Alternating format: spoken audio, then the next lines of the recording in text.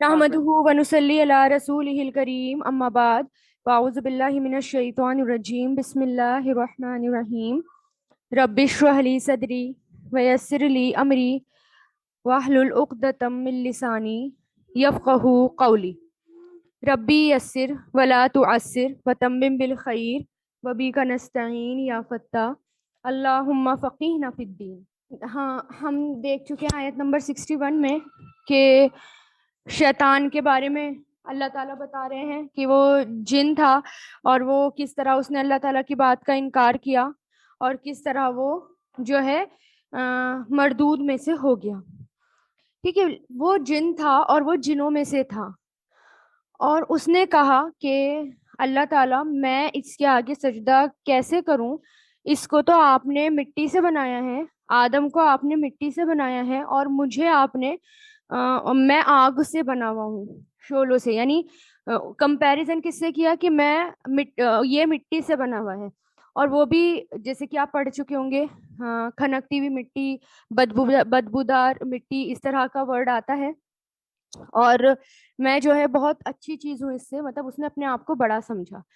अच्छा, इनको जो जिन होते हैं इन्हें आग के शोलों से या उसकी लपट से पैदा किया गया।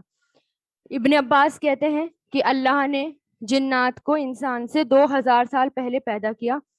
वो कहते हैं कि जिन्नात जमीन के रहने वाले थे और फरिश्ते आसमान में रहने वाले थे। ठीक है, असली जिन जो होता है जिससे नस्लें चली थी उसको जिन्नी कहते थे और इनके कई नाम होते हैं, जैसे आमिर एक वो जिन होता है जो लोगों के साथ रहता है, जिसको हम जात कहते हैं, उसकी जमा अम्मार आती है। ठीक है, वो एक जिन जो है वो वसवसे भी डालते हैं, परेशान करते हैं। और जिनको जो जिन होते हैं यानी बच्चों को भी परेशान करते हैं, और जो बच्चों को परेशान करते हैं उनके लिए आता है कि उनको अरवाह कहते हैं।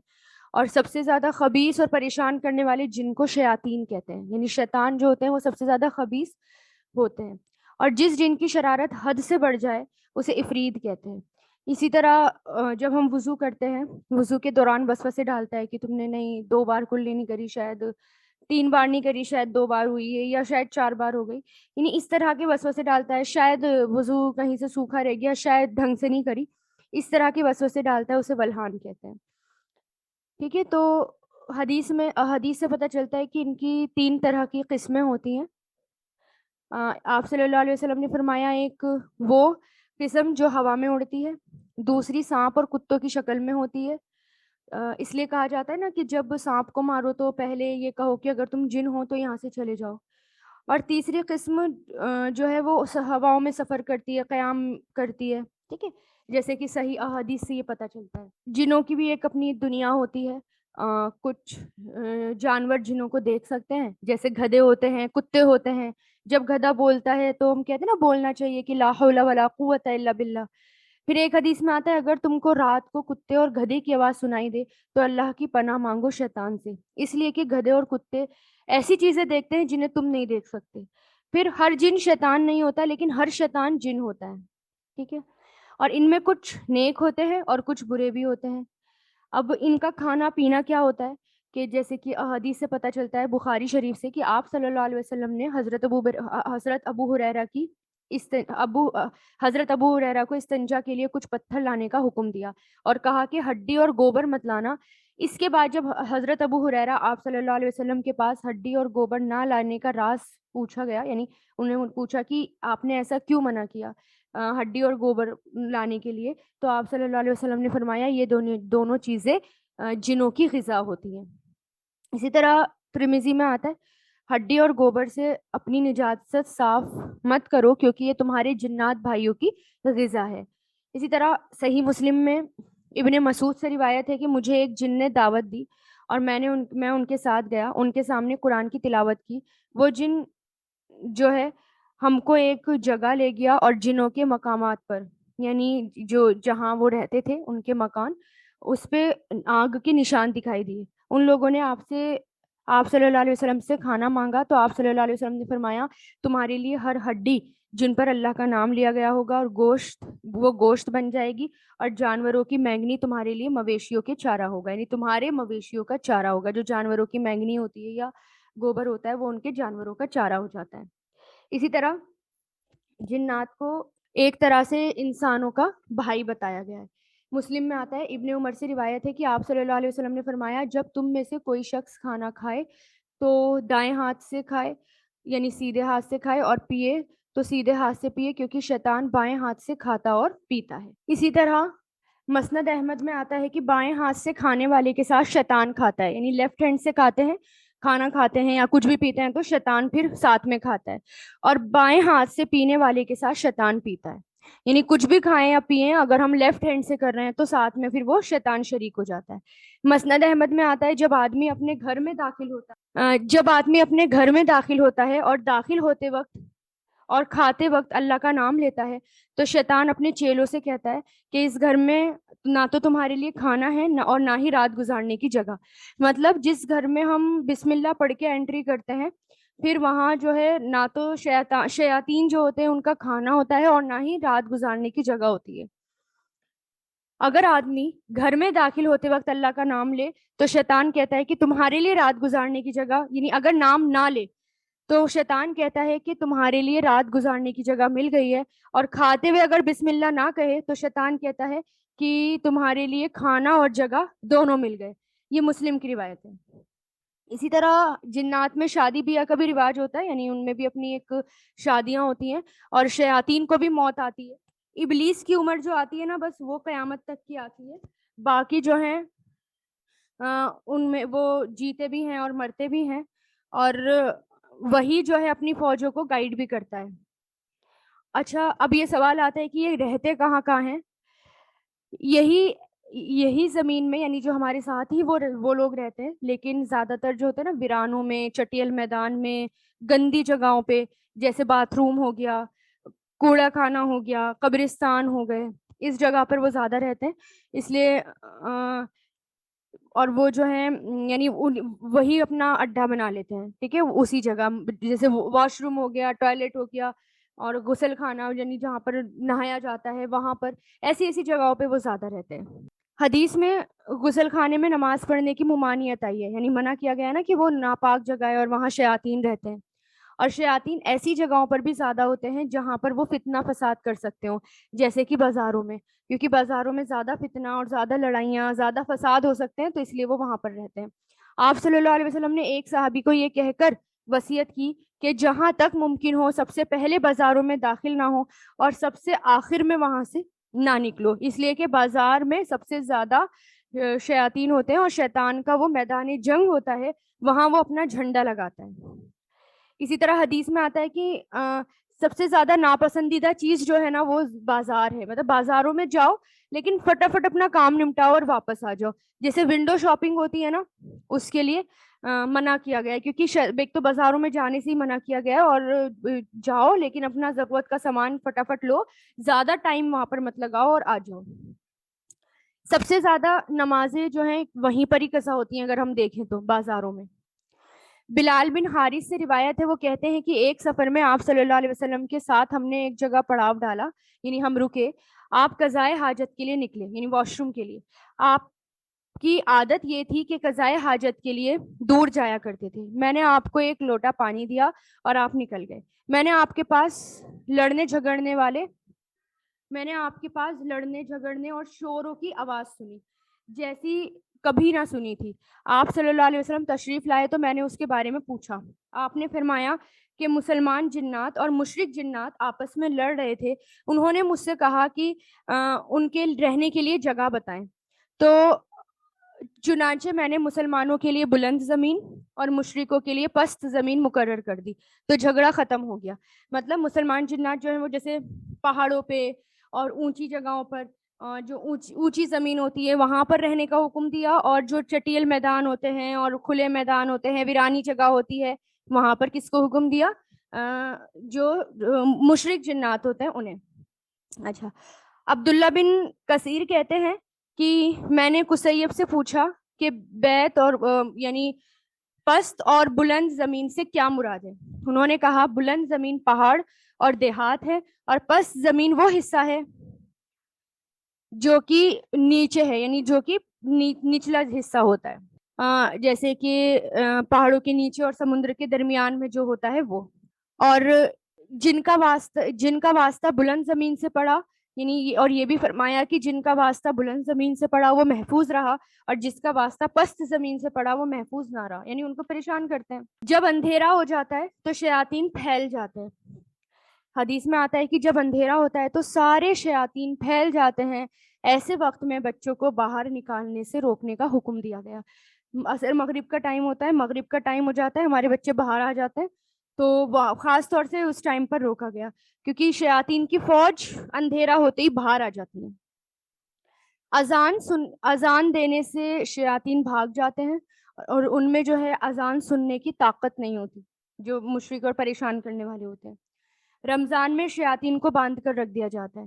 شیاطین آدھے دھوپ میں اور آدھے سائے میں بیٹھنا زیادہ پسند کرتے ہیں۔ اچھا، کیونکہ اس لیے ہمیں حکم دیا گیا ہے کہ آدھے دھوپ اور آدھے سائے میں مت بیٹھو، یعنی ایسی جگہ ہے نا جہاں پر آدھا دھوپ آ رہی ہے اور آدھی جگہ سے سایہ آ رہی ہے، تو ایسی جگہ نہیں بیٹھنا چاہیے، یا تو پورا دھوپ میں آ جائیں یا پورا سائے میں آ جائیں۔ وہ جانور جن کے ساتھ شیاطین ہوتا ہے، آپ صلی اللہ علیہ وسلم نے فرمایا ہر اونٹ کے ساتھ ایک شیاطین ہوتا ہے، اس لیے اونٹ کے باڑے میں نماز پڑھنے سے منع کیا گیا۔ بکری کے باڑے میں نماز پڑھ سکتے ہیں کیونکہ وہاں پر برکت ہے۔ اور شیاطین کی شکل جو ہوتی ہے وہ بھی خراب ہوتی ہے، ڈراؤنی ہوتی ہے، اس لیے وہ اپنی اصلی شکل میں نہیں آتے، جیسا کہ ہارر سٹوری میں ہم امیجن کرتے ہیں اسی طرح کی۔ بخاری اور مسلم، جب سورج کی کرنیں ابھرنے لگیں تو نماز چھوڑ دو یہاں تک کہ سورج غروب ہو جائے، اور سورج کے غروب اور طلوع کے وقت نماز نہ پڑھو، اس لیے کہ وہ شیاطین کے سینگوں کے بیچ میں ہوتا ہے، یعنی اس وقت مشرک قوم عبادت کرتی ہے۔ اس طرح سورج جس طرف ہوتا ہے شیطان اس کے سامنے کھڑا ہو جاتا ہے، تاکہ ان لوگوں کی عبادت میں شیطان شامل ہو جائے، یعنی جب بالکل اگنے کا وقت ہو رہا ہوتا ہے نا، جب منع کرتے ہیں اس وقت جو ہے یہاں تک کہ وہ پورا اوپر نہ ہو جائے سورج، تب تک، کیونکہ وہ بالکل کہاں ہوتا ہے سورج شیطان کے سینگوں کے بیچ میں کھڑا ہو جاتا ہے، تو پھر وہ عبادت کس کو ہو جاتی ہے، اس کی طرف ہو جاتی ہے۔ جنات کی طاقت کیا ہوتی ہے؟ ان کو کچھ طاقت ایسی ملی ہوتی ہے کہ انسانوں کو نہیں ملی ہوتی، یعنی سیکنڈز میں ایک جگہ سے دوسری جگہ پہنچ جاتے ہیں، انسانوں سے آگے نکل جاتے ہیں، آسمان تک پہنچ جاتے ہیں۔ ان کے اندر پڑھنے لکھنے کا بھی رواج ہوتا ہے، اور ان میں یعنی روپ بدلنے کی بھی صلاحیت ہوتی ہے۔ سانپ، گدھا، کتا، بچھو، اونٹ، گائیں، بکری، پرندے یا انسان کی شکل بھی لے لیتے ہیں۔ اس جیسے کہ آیا تھا نا میدان جنگ میں، جب بدر کا موقع تھا اور میدان جنگ میں جو ہے شیطان آیا تھا، اور وہ کسی کی سراقہ بن مالک کی شکل میں آیا تھا اور مشرکین کو خوب اکسا تھا مسلمانوں کے خلاف، اور جیسے ہی جیسے اس نے جبریل علیہ السلام کو دیکھا فوراً میدان چھوڑ کر بھاگا۔ ابو بکر جو ہے، ابو بکر ابن ابی دنیا نے مقائد شیطان میں روایت کیا ہے کہ وہ لکھتے بھی ہیں، ہم نے حضرت عمر کے پاس مختلف رنگ بدلنے والے جنوں کا تذکرہ کیا، یعنی الگ الگ رنگ بدلنے والے، تو انہوں نے کہا کہ کسی میں یہ طاقت نہیں کہ اللہ نے جس رنگ روپ میں بنایا ہو اسے بدلا جائے، لیکن جس طرح تم میں جادوگر ہوتے ہیں ویسے ان میں بھی ہوتے ہیں، اگر تم کو ایسی چیز نظر آئے تو اذان دے دو، یعنی جادوگر بھی ہوتے ہیں ان کے اندر اور جادو بھی دکھاتے ہیں، رنگ روپ بدل کر بھی دکھاتے ہیں، تو کچھ عجیب سی چیز دیکھو تو اللہ کی پناہ مانگ لو، یعنی اور اذان دے دو، یعنی کوئی اگر ہمیں لگ رہا ہے ایسی چیز نظر آ گئی ہے جو کہ نارمل نہیں ہے تو پھر کیا کرو، اذان دینا شروع کر دو، کیونکہ اذان دینے سے شیاطین بھاگ جاتے ہیں۔ سعد بن وقاص کہتے ہیں کہ رنگ بدلنے والے شیاطین کو دیکھنے پر ہمیں اذان دینے کا حکم دیا گیا۔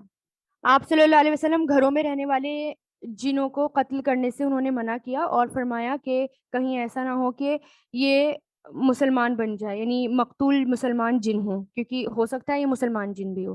مسلم میں آتا ہے کہ ابو سعد خدری سے روایت ہے کہ آپ صلی اللہ علیہ وسلم نے فرمایا مدینہ میں جنوں کی ایک ایسی جماعت ہے جو مسلمان ہو چکی ہے، اور جو شخص ان میں سے کسی کو دیکھے تو 3 مرتبہ ان سے نکلنے کو کہے، اس کے بعد نظر آئے تو قتل کر دے، اس لیے کہ وہ شیطان ہے۔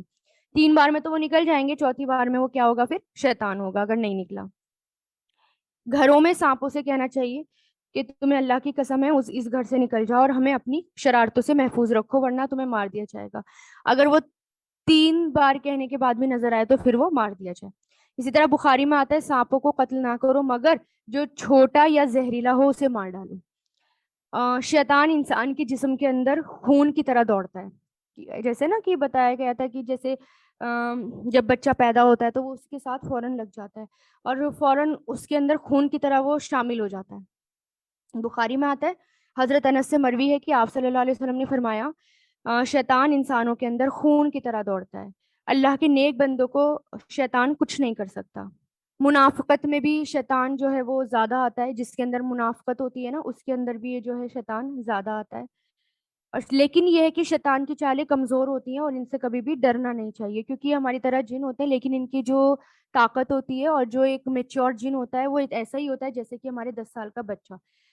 نقصان ہمیں صرف اتنا ہی پہنچا سکتے ہیں جتنا ہماری قسمت میں لکھا ہوتا ہے، ادروائز وہ ہم سے بھی ڈرتے ہیں، اس لیے ان سے ڈرنا نہیں چاہیے۔ جیسے کہ میں یہاں پر کلاس لے رہی ہوں نا کہ شیطان کی جن والی، جیسے کہ یہاں پر یہ ٹاپک آیا تو میں اس ٹاپک سے ریلیٹڈ لے رہی ہوں، تو ہو سکتا ہے کہ وہاں پر بھی ان کی کلاسز چلتی ہیں اور اس میں بھی کہا گیا ہو کہ انسانوں سے بچنا، تو وہ بھی ڈرتے ہیں، ٹھیک ہے نا، وہ بھی ہم سے ڈرتے ہیں، تو اس لیے ان سے جو ہے ڈرنا نہیں چاہیے۔ جو ڈرتا ہے اور جو کمزور ہوتا ہے اسی پر وہ حاوی ہوتے ہیں۔ جیسے کہ آتا ہے نا کہ حضرت آپ صلی اللہ علیہ وسلم نے فرمایا اے عمر شیطان تم سے خوف کھاتا ہے، تم ایک جگہ ہوتے ہو تو وہ دوسری جگہ بھاگتا ہے، تقوی والوں کو وہ کچھ نہیں کہتا، جس کے اندر جتنا تقوی ہوتا ہے نا وہ اس سے اتنا دور رہتا ہے۔ آپ صلی اللہ علیہ وسلم نے فرمایا جس طرح کوئی آدمی سفر میں اپنے اونٹ کی پیشانی کے بالوں کو پکڑ کر قابو میں کر لیتا ہے، اسی طرح مومن بندہ اپنے شیطان کو قابو کر لیتا ہے، کیونکہ شیطان ہم ساتھ ہر کسی کے ساتھ ہوتا ہے اور وہ ان کو اکساتا ہے کہ یہ برائیاں کرو، یہ برائیاں کرو، اس کو گالی دو، اس کو وہ کرو، کلسو، حسد کرو، اس طرح کی باتیں اور جو بھی برائیاں والی باتیں ہوتی ہیں اس کے لیے وہ اکساتا ہے۔ تو لیکن جو مومن بندہ ہوتا ہے وہ اسے قابو میں رکھتا ہے، جیسے کہ سفر میں اونٹ قابو میں کیا جاتا ہے، اور جن جو ہے وہ کبھی بھی آپ صلی اللہ علیہ وسلم کی شکل میں نہیں آ سکتے۔ اسی طرح خواب میں بھی آپ صلی اللہ علیہ وسلم نے فرمایا جس نے خواب میں مجھے دیکھا وہ میں ہی ہوں، یعنی کبھی بھی وہ آپ صلی اللہ علیہ وسلم کی شکل میں نہیں آ سکتے۔ جنات آسمانوں کو پار نہیں کر سکتے، یعنی آسمان تک تو جا سکتے ہیں بٹ اس کو پار نہیں کر سکتے، اور جس دروازے کو بسم اللہ پڑھ کر بند کیا گیا ہو اس کو جن کبھی نہیں کھول سکتا۔ اسی طرح حدیث میں آتا ہے شیطان بند دروازوں کو نہیں کھول سکتا، اور مشکیزیں یعنی پانی کا کنٹینر، اس میں اگر اللہ کا نام لے کر اس کو بند کیا جائے تو اس کو ڈھانپ کر رکھا جائے تو پھر اس کو بھی نہیں وہ کھول سکتا۔ تو اس لیے حکم دیا کہ شیطان جو ہے بند دروازے نہیں کھول سکتا، اور اپنے مشکیزوں کو اللہ کا نام لے کر بند کرو، اور برتن اللہ کا نام لے کر ڈھک دو، اور چراغوں کو اللہ کا نام لے کر بجھا دو، یعنی رات کو سوتے وقت، بخاری کی روایت۔ ہاں جنوں کو اب سوال یہ ہوتا ہے کہ ان کو پیدا کیوں کیا گیا، تو اس کا جواب اللہ تعالیٰ خود ہی دیتے ہیں کہ اللہ تعالیٰ نے جن اور انسانوں کو اپنی عبادت کے لیے پیدا کیا، یعنی کسی اور چیز کے لیے نہیں بلکہ اپنی عبادت کے لیے پیدا کیا۔ اور شیطان ہی جو ہے وہ سب سے بڑا دشمن ہے انسان کا، سارے جنات دشمن نہیں ہوتے، بعض انسان کے مددگار بھی ہوتے ہیں اور ان میں سے بعض نیک بھی ہوتے ہیں، کیونکہ جو نیک ہوتے ہیں نا، جو برے ہوتے ہیں ان کو روکتے ہیں کہ تم اس بندے کے ساتھ برا کیوں کر رہے ہو اور دور ہو جاؤ یہاں سے۔ تو جو نیک جنات ہوتے ہیں نا وہ برے کو روکتے ہیں برائی کرنے سے۔ بعض روایت میں آتا ہے کہ جب شیطان جن کسی انسان پر حملہ کرنے والے ہوتے ہیں تو مسلمان جن انہیں دیکھ رہے ہوتے ہیں، جیسے ہی وہ کچھ کرتے ہیں تو مسلمان جن ان کی طرف سے دفاع کرتے ہیں۔ اس لیے دعا مانگی جاتی ہے کہ اے اللہ میں پناہ چاہتی ہوں ہر اس مخلوق سے، یعنی ہمیں یہ دعا کرنی، کیونکہ جن ہر وقت جو ہے ہمارے اس میں رہتے ہیں نا، ہمارے کیونکہ شیطان ہمارا دشمن ہے۔ اللہ تعالیٰ نے شروع میں ہی کہہ دیا کہ دیکھو شیطان کی باتوں میں مت آنا، وہ تمہارا دشمن ہے، اور تمہیں جو ہے جنت جیسے کام کرنے ہیں۔ پھر اللہ تعالیٰ نے وہی بتایا، ہمیں احکام بتائے کہ جنت جیسے کام کیا ہوتے ہیں۔ پھر اللہ تعالیٰ نے بتایا کہ شیطان جن جو سب سے زیادہ بڑا ہے وہ شیطان ہے اور وہ تمہارا دشمن ہے، اور پھر اس کی اللہ تعالیٰ نے ہسٹری بتائی۔ اور پھر ہمیں دعا مانگنی چاہیے کہ اللہ میں پناہ چاہتی ہوں گر کر ہلاک ہونے سے، عمارت میں دبنے سے، ڈوبنے اور جلنے سے، پناہ چاہتی ہوں موت کے وقت شیطان کی جھنجھناٹ سے، اور اس بات سے کہ میں تیری راہ میں جو ہے پست ہو جاؤں، یعنی کمزور ہو جاؤں، پیچھے ہو جاؤں، اور پناہ چاہتی ہوں کسی جانور کے ڈھسنے سے کہ میری موت ہو۔ تو اس کے اندر کیا ہے کہ جنات جن کے بارے میں کہ شیطان کے جھنجھوڑنے سے بھی میں تیری پناہ چاہتی ہوں کہ وہ مجھے اینڈ موقع پر آ کر وسوسے نہ ڈالے۔ ٹھیک ہے، تو یہ تھا. اب اس میں یہ ہے کہ اگر ہم آیت الکرسی پڑھیں، چاروں کل پڑھیں، سورہ بقرہ کی تلاوت کریں، تو یہ سب چیزیں ہمیں جو ہے پروٹیکشن میں رکھتی ہیں اور جنات کو ہمارے پاس آنے سے روکتی ہیں. اسی طرح نماز کی حالت میں، اسی طرح اذان جب ہو رہی ہو یا کوئی ایسی چیز ہو تو گھر میں خود ہی اذان دینا شروع کر دو، تو انشاءاللہ ہم محفوظ ہیں. اچھا، ان کے بارے میں یہ بھی آتا ہے کہ جیسے بیماریوں کے بارے میں کہ روایتوں سے پتہ چلتا ہے کہ کینسر کی بیماری کے بارے میں بھی آتا ہے کہ شیطان انوالو ہوتا ہے ایک حد تک اس میں، اور اس لیے کچھ لوگ جو ہیں قرآن کی آیت سے بھی اس کا علاج، اور کافی حد تک اس کا علاج بھی. پھر آپ صلی اللہ علیہ وسلم نے استحاضہ کی جو بیماری ہوتی ہے نا، جو عورتوں کو ہوتی ہے، جس میں پیریڈس کے علاوہ اسپاٹنگ ہونی شروع ہو جاتی ہے نا لگاتار، وہ والی، اس کے بارے میں بھی فرمایا یہ شیطان کی رگڑ کی وجہ سے بھی ہوتا ہے، یعنی اس بیماری میں بھی وہ انوالو ہو جاتا ہے. پھر انسان کے پانی، کھانے اور گھر میں بھی شیطان کا حصہ ہوتا ہے. جیسے کہ ابھی میں نے بتا دیا کہ لیفٹ ہینڈ اور رائٹ ہینڈ سے کھانا، اور جو وہی ایک تو ہڈی اور گوبر ان کا کھانا ہوتا ہے، اور اس کے علاوہ جو ہم بسم اللہ لے کر نہ کھائیں وہ کھانا ان کی غذا بن جاتی ہے، جس کھانے پر بسم اللہ پڑھ کر ہم نے شروع نہ کیا ہو. اور جو کھانا ہم لیفٹ ہینڈ ہاتھ سے کھاتے ہیں، لیفٹ ہینڈ سے کھاتے ہیں، وہ بھی شیطان کی غذا بن جاتی ہے، خوراک. جیسے کہ ابن عباس روایت کرتے ہیں کہ آپ صلی اللہ علیہ وسلم نے فرمایا، ابلیس یعنی شیطان نے کہا، اے میرے رب، تو نے اپنی مخلوق میں ہر ایک کے لیے خوراک بنا دی، تو میرے لیے خوراک کیا ہے؟ تو آپ صلی اللہ علیہ وسلم نے فرمایا، وہ چیز جس پر اللہ کا نام نہ لیا جائے، تو وہ بھی کیا ہے؟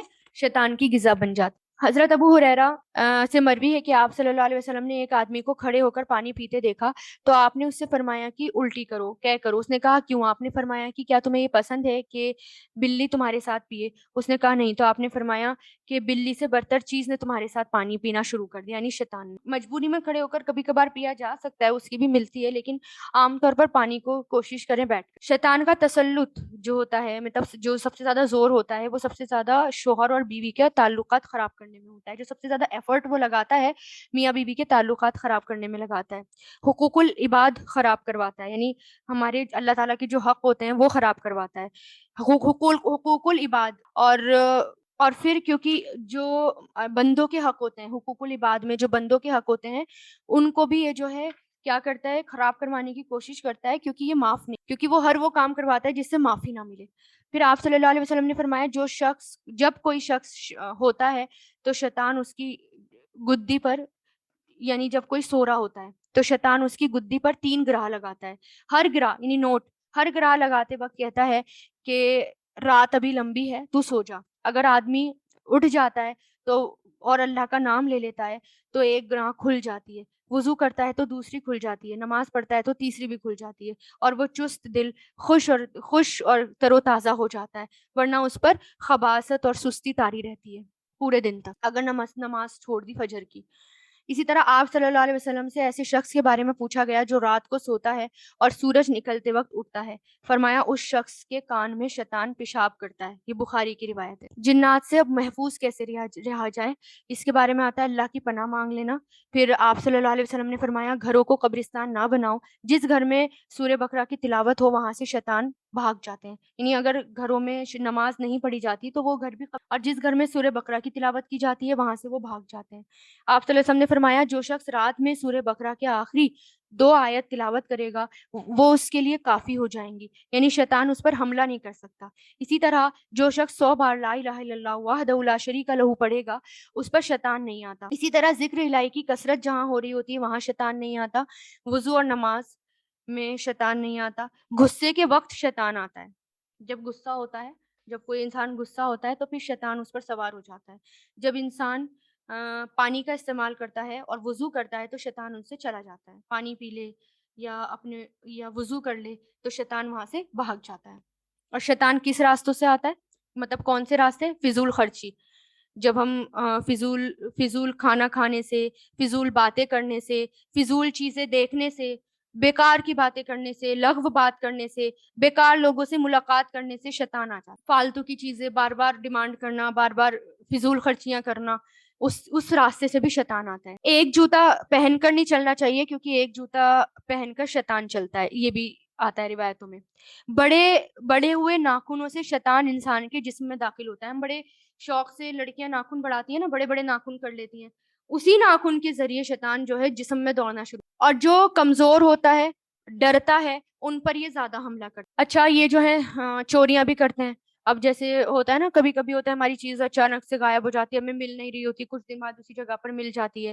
تو ایسے میں کیا ہے, جب اپنا سامان رکھ رہے ہوں, تجوری وغیرہ بند کر رہے ہوں, تو آیت الکرسی پڑھ کے پھونک دیں, تو وہاں سے پھر وہ چیزیں نہیں لیتا. اسی طرح سوتے وقت آیت الکرسی پڑھ کر سویا کریں, اور دائیں کروٹ سے یعنی سیدھی کروٹ سے سویا کریں. اسی طرح حدیث میں آتا ہے جب انسان جمائی لینے کے لیے اپنا منہ کھولتا ہے تو شیطان اس میں داخل ہو جاتا ہے. جمائی کبھی بھی بلند آواز سے نہیں لینی چاہیے, کیونکہ وہ شیطانی آواز ہوتی ہے. اور منہ کھول کر جمائی مت نہیں لینی چاہیے. جیسے ہم ہاتھ رکھ لیتے ہیں نا, تو ہاتھ رکھ لینا. اچھا, جہاں جس گھر میں اللہ تعالیٰ کا ذکر کیا جاتا ہے وہاں فرشتے رہتے ہیں, وہاں شیطان نہیں ہوتے. اور اس گھر میں اللہ تعالیٰ کی رحمت ہوتی ہے. لیکن جس گھر میں نافرمانیاں زیادہ کی جاتی ہیں, اللہ تعالیٰ کی حدودوں کو توڑا جاتا ہے, وہاں جو ہے شیطان داخل ہو جاتا ہے اس گھر میں وہ. اور پھر یہ بھی آتا ہے کہ یہ بھی کہا جاتا ہے جس پر شیطان سوار ہو جاتا ہے, جس کے اوپر شیطان سوار ہو جاتا ہے, اس کو پہلے دین کی دعوت دینی چاہیے. پھر اگر وہ نہیں مانتا, ٹھیک ہے, تو یعنی اگر وہ مسلمان ہو گیا تو پھر وہ چھوڑ دیتا ہے, نہیں مانتا, پھر اس کا علاج کرنا چاہیے. پھر آیت الکرسی وغیرہ پڑھ کر پھر جو ہے اس سے بچاؤ کیا جاتا ہے. اور انسان کے اوپر وہ شدید جذباتی کیفیت میں داخل ہوتا ہے. کوئی ایک کیفیت حاوی ہو جاتی ہے نا, کوئی ایک ریئیکشن ہمارے اوپر حاوی ہو جاتا ہے, تب وہ زیادہ سوار ہوتا ہے. یا جیسے بہت زیادہ غصہ آ رہا ہے, بہت زیادہ خوف آ رہا ہے, بہت زیادہ غم ہو رہا ہے, بہت زیادہ غفلت میں ہے, اگر ان چیزوں میں ہے تو وہ وہاں سے یعنی ہمارے اندر گھستا ہے. تو شیطان سے بچنے کے لیے بھی کیا کیا جائے, اپنا رب کے ساتھ تعلق مضبوط کیا جائے. نماز, ذکر, قرآن کی تلاوت, صبح شام کے اذکار, بہت زیادہ پابندی سے, تو پھر یہ جو ہے نہیں ہمارے اوپر آتا. شیطان کس طرح ہماری اولاد میں شریک ہوتا ہے یہ دیکھیں. جیسے کہ وہ مفلسی اور محتاجی کا خوف دلاتا ہے ہمیں, اور پھر وہ کیا کرتا ہے کہ ابارشن کرا لیتے ہیں اسی چکر میں لوگ جو ہیں. تو یہ اب تم اور بچہ کر رہے ہو, اچھا اب جو ہے یہ اس کو کہاں سے کھلاؤ گے, اب تو تم غریب ہو. تو اس طرح کی باتیں کر کے وہ ہمارے اندر آ جاتا ہے, اور جس سے والدین کی تربیت میں دین کی تعلیم نہیں رہتی. یعنی جو والدین ہوتے ہیں دین کی تعلیم نہیں دیتے, اللہ سے دور کر دیتے ہیں, یعنی اللہ سے دور ہوتے ہیں, تو پھر اس میں شیطان شریک ہو جاتا ہے. اولاد کی محبت میں اتنا پاگل کر دیتا ہے کہ اللہ کی بتائی ہوئی باتیں اولاد پر سختی محسوس ہونے لگتی ہیں. یعنی جیسے مان لیجیے نماز فجر میں ہم خود بھی اپنی اولاد کو نہیں اٹھاتے, نہیں یہ بہت لیٹ سویا تھا, بہت دیر سویا تھا, بہت دیر سے سویا تھا, ابھی اٹھ نہیں پائے گا, چلو قضا نماز پڑھ لے گا. تو اتنی محبت سوار ہو جاتی ہے اولاد کی کہ اللہ تعالیٰ کے حق بھلوا دیتا ہے. تو اس طرح وہ شیطان ہماری اولاد کے ذریعے ہمارے پاس آ جاتا ہے. نئے نئے قرآن کی طرف سے دھیان ہٹا کر نئی نئی چیزوں میں پھنسا دینا. اس لیے کہا گیا نا کہ جیسے کہ ہمیں اللہ تعالیٰ نے حکم دیا ہے کہ 7 سال کی عمر میں نماز جو ہے حکم دے دو نماز کا بچوں کو, ٹھیک ہے. اور ہم کیا کرتے ہیں, اب آپ یہ دیکھیں کہ 7 سال کی عمر میں ہم بچوں کو فجر کی نماز پڑھانا ہمارے لیے مشکل ہوتا ہے. لیکن اگر ہمیں سوئمنگ کلاس جوائن کرانی پڑ جائے, فٹ بال اسپورٹس وغیرہ جو ہیں ہم جوائن کروا لیں, تو وہ ہمارے لیے آسان لگتے ہیں کہ اٹھو تمہاری اسپورٹ کی کلاس ہے, جلدی سے جاؤ. لیکن اگر ہمیں یہ کہنا پڑے اٹھو نماز پڑھو, تو وہ مشکل لگتا ہے کہ نہیں بہت لیٹ سویا تھا, اس کو تو بہت نیند آ رہی ہے, چلو کوئی بات نہیں قضا پڑھ لے گا. تو اس طرح جو ہے وہ سوار ہوتا ہے ہمارے اوپر. قرآن جو ہے چھوٹی عمر میں حفظ کرانا ہمیں ظلم لگتا ہے, اور کہ ہم بچے کی زندگی کو پیچھے کر دیں گے, ایسے کام. لیکن باقی چیزیں جو ہیں ہمیں آسان, اور شیطان جو ہے نا وہ چھوٹی عمر میں ہی بچے کو ماں سے الگ کر دیتا ہے, تاکہ جو ہے یہ میرے قبضے میں آئے اور یہ میرا بنے. تو ہمیں جو ہے تھوڑا اونچا اٹھنا ہے نا, ہمیں جو ہے اللہ کی طرف بھی آنا ہے, دین کی طرف بھی آنا ہے, اس پر بھی زور دینا ہے, اللہ کے احکام کی پابندی کرنی ہے. میوزک کے ذریعے ہمارے اندر گھستا ہے, جیسے کہ میں نے ابھی بتا دیا. تو ان سب چیزوں سے بس ہمیں بچنا ہے, اور ان سب چیزوں کا دھیان رکھنا ہے. بس انشاءاللہ پھر ہم جو ہے ہر چیز سے محفوظ رہیں گے.